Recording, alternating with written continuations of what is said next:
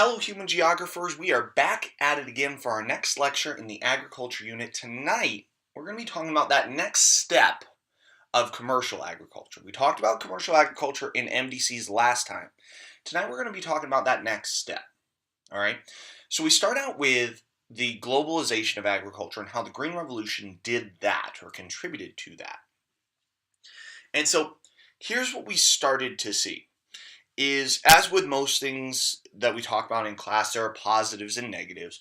So on the negative side, we saw that, certain countries or companies would start to dictate the use of certain crops. And so we saw concepts that worked in one spot, say the United States, uh, diffuse to other places and try to use in the exact same way, which wouldn't necessarily work. And it would really depend on the situation and the people and the company and different things like that. In addition to that, we saw a greater emphasis on commercial agriculture, particularly with multinational corporations kind of starting to dictate what types of crops were going to be produced. Now, what that ended up leading to, especially in LDCs, was monoculture, the cultivation of just a single crop, because it could be used for greater economic gain. And monoculture can lead to a lot of different things. If you only have one crop, that can make those crops susceptible to disease. And if the local population still is dependent on those crops to survive, well, they're not getting a lot of diversity in their nutrition, and that can lead to malnutrition. All right. In addition to that, we've also seen that globalization has done a lot of really good things because it improved transportation networks, communication networks, which helped with space-time compression, making the globalization of agriculture really and truly possible. And that increased efficiencies, which led to the development of agribusiness. Now, agribusiness is one of our vocabulary terms, so here's what we're talking about. Commercial agriculture characterized by the integration of different steps in the food processing industry, usually through ownership by large corporations. So what we saw was agriculture branching out into other sectors of the economy. And so it's a good opportunity at this point to remember what are those other sectors of the economy all about. You remember that the primary sector is all about the extraction of raw materials. In the case of agriculture, we're talking about the extraction of food, the extraction of crops, livestock, things like that. Then, with agribusiness, we started to see a single corporation getting into the secondary, tertiary, and quaternary levels of food production. And so when we're talking about the secondary sector, that's manufacturing, that's processing, taking those raw materials, taking that food, turning it into something else. All right. In the case of livestock, that might be, a slaughterhouse, that kind of thing. All right. Then you get into the tertiary sector, which is going to be distribution, transportation, marketing, sales, things like that. And then finally, the quaternary level of the sector of the economy is particularly for agriculture engaged in agricultural research, which makes things like genetically modified organisms possible. So agribusiness integrated all of these steps into a single company. So a single company was starting to do this. And so in addition to that, we also saw that agribusiness saw an increase in government subsidies that were responsible for agriculture. All right. And a subsidy is a government payment that supports a particular business or market. Now, part of the way that happened here in the United States, for example, is with the farm bills. And the farm bills go back to the New Deal. And the first farm bills were intended for farmers to maintain supply and demand. So supply and demand suggests that if the supply side gets too high without the demand increasing, the price is going to drop. So what these farm bills did and what these subsidies did is for farmers, the government said, hey, farmers, you're producing too much. Let us pay you to not produce as much. We're going to pay you to take land out of cultivation. That's going to bring supply and demand back into balance. It's going to keep those prices a little bit higher. All right. But for farmers, they're like, wait, you're telling me not to produce. How am I going to make any money? That's what the subsidy was for. All right. Was to kind of balance that out so that farmers aren't starving, farmers aren't going out of business and things like that. Now, in the 1970s, that changed. And it shifted to paying farmers per acre cultivated, which led to more land being cultivated. The subsidy was tied to how much land you planted, which then would increase how much was planted and how much was produced. Now, what that does in a market is when you flood the supply side, that's going to drop the price. And so the subsidies then were to balance out the gap from where that price fell. All right. The government said, hey, we want you to produce. We're going to be able to use this. Yeah, it's going to drop the price on the market. We're going to pay you for that gap in the price on the market. All right. Now, the most recent change to the farm bills and to our U.S. subsidy system is to pay farmers when the commodity prices actually fell. Which, again, if the market is high and demand is high, then that price isn't going to fall even when you flood the market with your supply. Now what the U.S. government is saying is, hey, we're only actually going to pay you if there is a gap that is produced. So there's been some changes in U.S. subsidy policy, and this has largely affected agribusiness, as we're going to see later today, because we're starting to see more and more agribusinesses and fewer family farmers. And so that's where these subsidies come in. Now, we mentioned that agribusiness integrated these steps into a single corporation. And so it's at this point that we have to talk about the difference between vertical integration and horizontal integration. And we've seen examples of this throughout U.S. history, for example.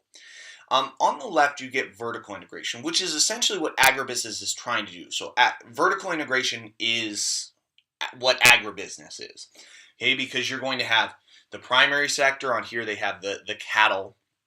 Then you have the secondary sector, the slaughterhouse. Then you're going to have the tertiary sector, which is going to be your transportation, your storage, your packing, all these different types of things. So that's all integrated into a single company. One company does that, and by one company doing that, you're increasing efficiency because you know what needs to be done at every step, and there's not as much dependence on outside companies, and you don't know how those companies are run. It's more efficient. And that's what agribusiness is all about. It's about efficiency. Now, on the right-hand side is horizontal integration. And horizontal integration is essentially buying up all of the competing companies at one level of control. Okay? And a good example from U.S. history where we saw this was with Standard Oil, which was run by John D. Rockefeller. And essentially what John D. Rockefeller did was bought up all of the competing oil refineries. All right. So you have the crude oil, and that oil has to be refined. So we're talking secondary sector of the economy. And basically what he did was bought up all the competition. So he controlled the entire secondary sector of oil refining. So if you were a crude oil producer, primary sector, and you needed to have it refined so that people could then use it, you had to go to John D. Rockefeller. Now, what this ended up leading to was the development of monopolies, and then later on, the development of trusts, and you get into then early 20th century trust busting and things like that. And so that's a little bit different. All right, but I want to point out kind of the big difference, the way that I've always characterized this. Vertical integration, again, that's agribusiness. That's top to bottom control. You control everything that you might need from the moment that cow is born to the moment it is sold to just the average consumer. Everything in that area you control. Then on the right-hand side, horizontal integration is across the board control. You control everything at one sector, at one level. You're going to control everything. So everyone has to come to you. And so that's the big difference here. But what we're talking about here with agribusiness is vertical integration. So essentially what we've seen is that agribusiness has used some of those benefits of the Green Revolution that we talked about earlier. And, whether that is improved transportation and communication with the globalization of agriculture, as well as the actual developments of the Green Revolution, like fertilizers, herbicides, pesticides, machinery. All of this has led to greater levels of efficiency for agribusiness. And because they're more efficient, they can cultivate more land. When you're bringing more land under cultivation, and the fact that we can now genetically modify seeds in order to produce more, or use hybrid seeds to produce more per unit, you're now producing levels that we've never seen before. And you're able to do it very, very, very efficiently, which in turn increases profits. Now, two elements of this that will affect us, that we're going to see are sort of ancillary elements of agribusiness, are feedlots and luxury crops. So we're going to take a look at each of those in turn. A feedlot is a plot of land on which livestock are fattened for market. So what we're talking about here is livestock ranching. We're not talking about nomadic pastoralism here. And so agribusinesses have used feedlots, and commercial agriculture in general has used feedlots, but agribusiness has taken it to a new level of efficiency with what are called CAFOs. CAFOs are, what they stand for, are concentrated, or you might also see contained or confined, animal feed operations. Concentrated animal feed operations. Now remember what that term concentrated means. It means clustered, very close together. But in addition to that, what we might also see, and you're going to see this a little bit later, is animals that are contained or confined. All right, so I'm gonna show you guys some pictures on the next few slides of what some of these feedlots and CAFOs look like. Now, the intent of these CAFOs are a few different elements. One, it's intended to limit mobility, because with livestock, because they are living animals, they're constantly moving around. When you're moving around, you're burning calories. Now, if the intent is to fatten them up for market, if they don't move around as much, they're going to be fattened up faster. And so that's what feeding operations, feedlots, and CAFOs are intended to do, is fatten them up faster. In addition to that, especially with CAFOs and feedlots, we've seen also hormones to try and speed up this process, antibiotics introduced to animals, and we're going to explain why here on the next slide or two, as well as fattening grains. Now, these fattening grains typically, especially here in the United States, are corn-based diets. All right, so these animals are eating a lot of corn, which is very high calorie. They gain lots of weight very, very fast. But a corn-based diet isn't entirely natural. Most of these animals are used to eating grass. And so a corn-based diet, while fattening them up very quickly, it's actually very acidic as well. And so antibiotics are introduced into their meals, into their feed, in order to counter the effects of it, called acidosis. And so those antibiotics keep the animal alive longer, while the corn-based diet fattens them up faster with the limited mobility that's allowing them to get more meat. Now, remember from our last lecture, we mentioned that it takes about 21 pounds of grain, in this case we're talking corn, in order to increase an animal 1 pound of edible meat.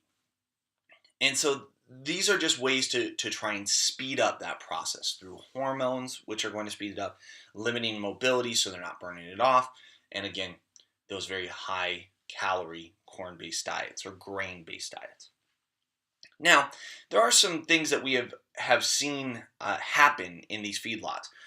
One, we started to see animals that are resistant to antibiotics. And so they've had to increase dosages, increase the strength of the antibiotics. We have seen some bacterial outbreaks in certain areas with E. coli, salmonella, mad cow disease that are tied to the very concentrated nature of these animals. And then we're also seeing, particularly in these areas with animal feeding operations, an increase in greenhouse gas emissions. And I'll explain why here in a few minutes. So on a couple of different images, we have here one of the open air feeding operations. You can see cows just walk up to this trough and they're eating. All right, and you can see from their numbers, they're pretty packed in. They're very close quarters, concentrated. In addition, here we see both a chicken in the top left and a turkey in the bottom right, CAFO. Density and concentration very, very high. They're packed together. And they're not contained, they're not confined outside the walls of the buildings in which they are. But this is an example of a contained, a confined animal feeding operation. Okay? And so you can see for the hogs in here, and you can see how far back this goes. They have very, very limited mobility. They typically cannot turn around. They may be able to stand up and lie down. That's kind of the extent of it. But again, with what's the purpose behind it? If they limit their mobility, they're going to gain weight faster. So in taking a look at this image, whether you agree with it or disagree with it, do you think that these animals are going to gain weight faster? So that's something to consider. Now on this slide, this actually is an aerial photograph and then added text on top of it. So let's kind of talk about some of the different things that we see going on in this image. So right there towards the center, it gives you some of the numbers with which we're talking about. So that is a barn with 8,832 hogs. All right. And we saw in the last slide how that would be possible with the concentrated and confined nature of these animals. Now, when you're talking about that many animals in one spot, there's going to be a lot of waste. And so on the far right, what you see is a 20 million gallon manure lagoon from that animal waste.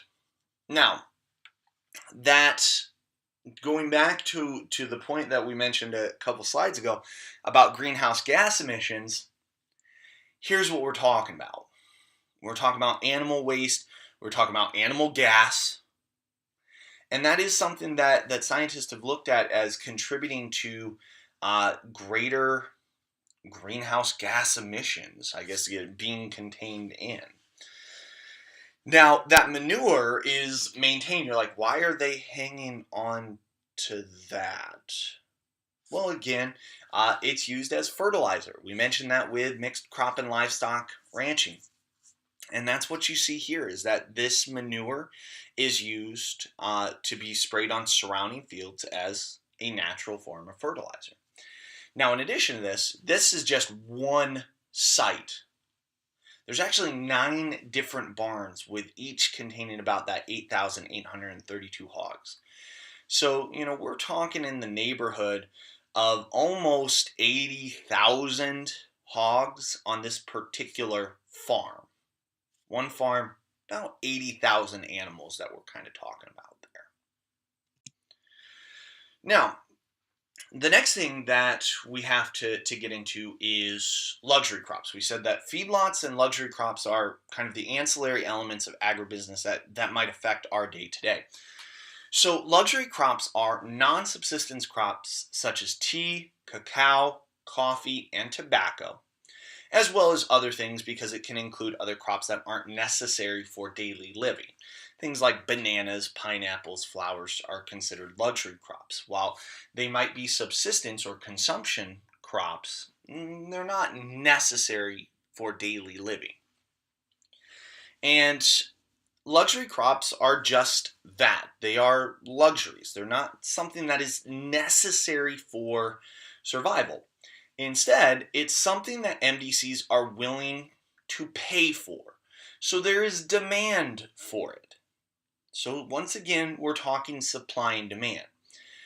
Typically, these luxury crops are produced on plantations in LDCs. And these LDCs many times are in, well, let's use an example. Let's not talk abstracts. Let's use one of the examples that we see up there. They mentioned that a luxury crop is coffee. Tends to be one that we here in MDCs are very, very familiar with. If you don't drink coffee, you've seen a Starbucks before, and so we know the kind of importance in daily life. So let's talk coffee. Coffee is typically produced in tropical climates, and most of the countries that have a tropical climate that are within the tropics of Cancer and Capricorn are LDCs.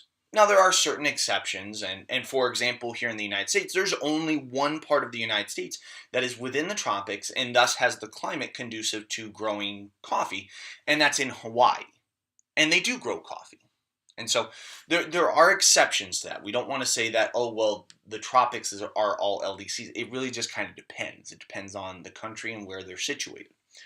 But typically what we're seeing is a lot of LDCs are the ones that are growing coffee. MDCs are the ones that are consuming coffee. And so we're seeing it grown in tropical climates of the periphery and semi-periphery. So many of the countries that produce coffee will focus on coffee primarily, which can lead to monoculture. All right. Now, monoculture has its own negatives, but in this case, one of the negatives that we haven't really mentioned with monoculture is the fact that this monoculture is focused on a luxury crop, which is something that is non-subsistence. So you're talking about LDCs that are typically subsistence agriculturally based, are growing a crop that they can't eat, that they have no intention of eating, that they're growing purely for commercial purposes. All right? And so why are they doing that? Why are they choosing a luxury crop over, let's say, food? Well, it's again that supply and demand. All right? And so because the demand is so high in MDCs, and because of the globalization of agriculture, that food can get from an LDC to an MDC, that money can come back. That money is coming back, affecting individual people, and then they're able to buy their food, which might be grown in another place. All right? So again, this is that globalization of agriculture. All right? And so as demand continues to rise, more and more land comes under cultivation for these luxury crops like coffee, which means more people are employed, so we're seeing more individuals making a livelihood off of this. Okay? Because we're seeing more workers, more land under cultivation, more food being produced, that's going to lead to higher wages for these workers compared to if they were growing, wheat or corn. They wouldn't be making as much. All right? So by focusing on a luxury crop, they're making more than they otherwise would. Now, there's, again, positives and negatives with both sides. All right? In addition to this, not only changing LDCs, we're also seeing changes in MDCs as well, particularly changes in the cultural landscape. Think about it. How often do we see a Starbucks, a Coffee Bean? All right? And where are those shops? Take a moment, pause. Think about where your nearest Starbucks is. Is it on the corner of a street? Is it inside a grocery store? Is it right off of a main road, a highway, a major street? Why are they there? It's all about access. We want to make it as easy as possible for people to get their coffee. And so by doing that, by making it easier to access, more people are able to get their coffee. More people drink coffee, which in turn leads to a higher level of demand, which means greater production, which means more people engaged in coffee production, higher wage, all these different types of things. It is a cycle. And that's just one type of luxury crop.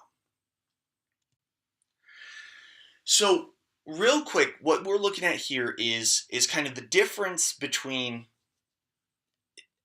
large scale agribusiness and smaller scale family farms. All right, because they're both commercial, but there's a big difference between how these companies work. Agribusinesses, there's relatively few of them. There's not nearly as many, but those few companies are going to have huge acreages and are going to be very, very mechanized because they're able to have the latest machines and huge fleets of machines. Whereas flipping on the other side, smaller scale family farms are declining in number, declining in size. And while, yes, they're still commercial, so they might have some machinery, it might be something that they are renting and paying off, or they have a loan out for, and they're paying that loan off over time. And so there's even still a difference here within commercial agriculture between smaller scale, what we call family farms, and larger agribusiness. So over the next couple slides, we've got a couple pieces of information that can support that, evidence that we can use, all right? And so on this image, it's a visual looking at two different elements. One element is the average farm size. Okay? In 1950, the average farm size was 213 acres, and in 2000, the average farm size had increased to 434 acres. Whereas on the flip side, we're also noticing the number of farms decreasing from 5.38 million in 1950 to 2.17 million in 2000. All right. Now, to be clear, the number of farms are declining, but that land isn't going out of cultivation. I mean, to a certain degree, some of it is. Okay? But most of that land is being consolidated into larger farms. So there are fewer farms, and those farms are buying up the land in surrounding areas when those farmers can't compete, when they're going out of business, which makes those larger agribusiness farms even bigger. And so in addition to that, we're also looking at the level of production here as well. And so most of what we consume is coming from those largest farms. Because, for example, in this image, it says that the average number of hogs per hog farm, is 2,255. That's the average number on hog farms, which means that you're going to have some that are less than that and some that are significantly more than that. Most of the hogs that we are consuming, though, are coming from a relatively few number that are remarkably bigger than that. Over 20,000 hogs on a single farm. Now go back to that image that we looked at a little bit earlier. That was 80,000 hogs. So again, this is an average. But there are some that are a lot fewer than that. Those are your family farms. And there's some that have a lot more than that. That's agribusiness. Now, why is this? Hey, throughout this entire lecture, I've been saying agribusinesses are more efficient. Well, okay, how? How are they more efficient than a commercial family farm? Well, what we're going to see is that agribusiness is going to be even more mechanized than even a commercially based family farm. They're going to have better, and just in general more, fertilizers, herbicides, pesticides, things like that. Couple that with genetically modified organisms that might be, we talked about GMOs that are resistant to herbicides. And so you plant those crops and then you're spraying a lot more herbicide on the field. Okay? Now, in addition to that, what we see with agribusinesses is that they're cultivating larger areas. Okay? By cultivating larger areas, they're producing more food. And as we talked about with supply and demand, when you're producing more, that's going to drive the price down, right? So why would they do that? Well, there's actually some level of decrease in the price for those agribusinesses to produce it. The production prices go down with larger amounts produced. That is called an economy of scale. All right, so let's take a look at how this works.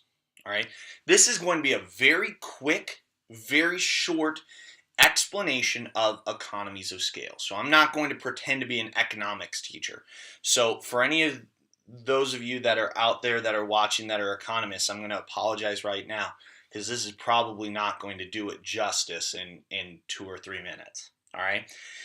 So essentially what an economy of scale is, and what you see on here is an X and Y axis. Okay. And the basic takeaway from this is that with increased output, the cost per unit is going to go down. All right. So that's what you see there on our x-axis, is that output increases.